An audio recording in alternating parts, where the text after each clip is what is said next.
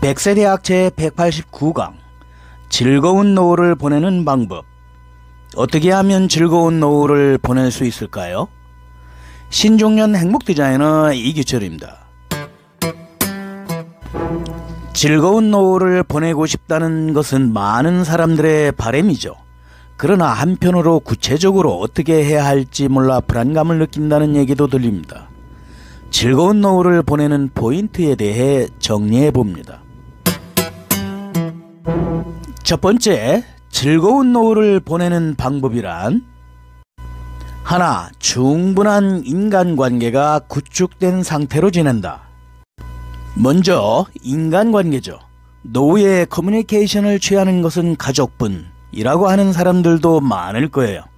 그러나 가족 이외의 인간관계를 확실히 쌓아 교류를 하면서 지낸다는 것은 인생의 즐거움과 윤택한 생활을 가져다 줍니다. 회사에 근무하다 보면 특별히 친한 사이는 아니더라도 다양한 사람들과 관련된 교류가 자연스럽게 생겨났습니다. 그러나 회사를 그만두게 되면 그런 커뮤니케이션은 없어져 버리죠. 가족과만 얘기하고 별도로 만날 사람이 아무도 없다는 일상생활은 고독감을 더해 줍니다. 고독감은 경험해 보지 않으면 알 수 없는 괴로움이 있답니다. 취미, 자원봉사 등 자신이 관심 있는 분야에서 연결고리를 만드는 것부터 시작해 보는 것은 어떨까요? 둘, 목표를 갖고 지낸다. 나름대로의 목표가 있다면 삶의 동기부여가 확 올라갑니다. 아무것도 할 일이 없으면 오늘은 무엇을 하고 지내지? 라고 불안하게 되는데 나름대로 목표가 있으면 생활에 활기가 생기는 것도 장점 중에 하나죠. 목표는 어떤 것이든 상관없어요. 예컨대 일에 관한 자격증도 좋고 영어 검정이나 한자 검정을 비롯한 검정시험 합격을 목표로 하는 길도 있죠.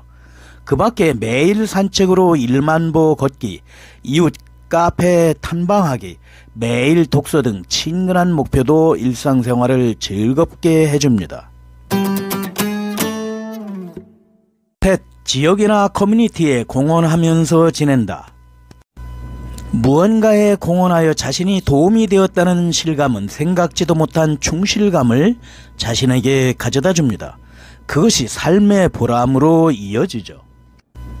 예를 들어 지역사회로 눈을 돌려보면 어떤 지역에도 자치회 등 활동이 있는데 그러한 커뮤니티에 참여하여 지내면 나름대로 역할을 찾을 수 있고 지역에 대한 공헌도 가능할 뿐만 아니라 인간관계의 폭도 넓어집니다.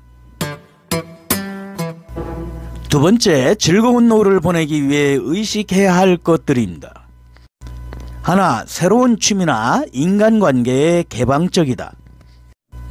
새로운 취미에 도전하거나 인간관계를 받아들이거나 항상 오픈마인드를 유의하는 것입니다. 예컨대 새로운 취미를 하게 되면 그곳에서 새로운 인간관계가 생깁니다. 레벨업 하고 싶다, 작품전에 출품하고 싶다라고 하는 목표를 가지는 것도 좋고 동아리에 참가해 임원이나 담당을 맡는 것도 좋지요. 즉 인간관계, 목표, 공헌이라는 즐거운 노후를 보내는 세 가지 포인트가 중요하답니다. 둘, 여유 있는 노후 계획을 세운다. 시간적, 자금적으로 여유를 가지고 계획을 세우는 것도 포인트입니다. 시간이 없다, 돈이 없다 등 없다는 감각은 기분을 피폐하게 만듭니다. 무모한 계획을 세우고 스스로 자신을 몰아가 버리면 본전도 없답니다. 예컨대 목표를 세울 때는 누군가와 겨루거나 하는 것이 아니라 노후에는 어디까지나 자신의 시간을 즐긴다는 관점에서 설정해 보면 좋지 않을까요?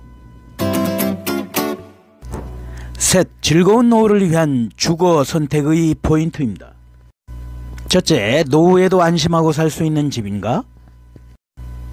해를 거듭하면 건강상의 불안이 증가하고 일상생활 속에서 일어나는 자연재해나 범죄에 대한 대응도 걱정이 많아지죠.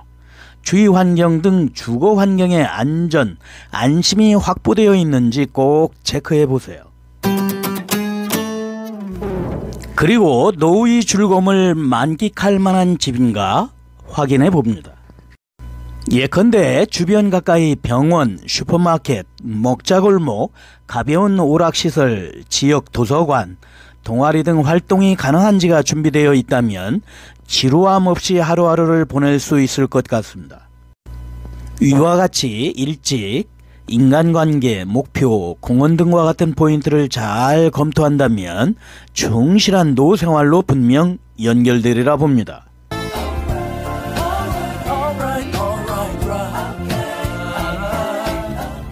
종결, 즐거운 노후를 보내는 방법.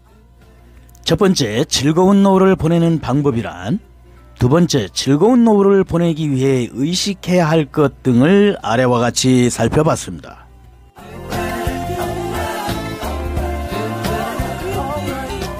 건강 100세 멋진 신중년, 다음 100세대학 기대됩니다.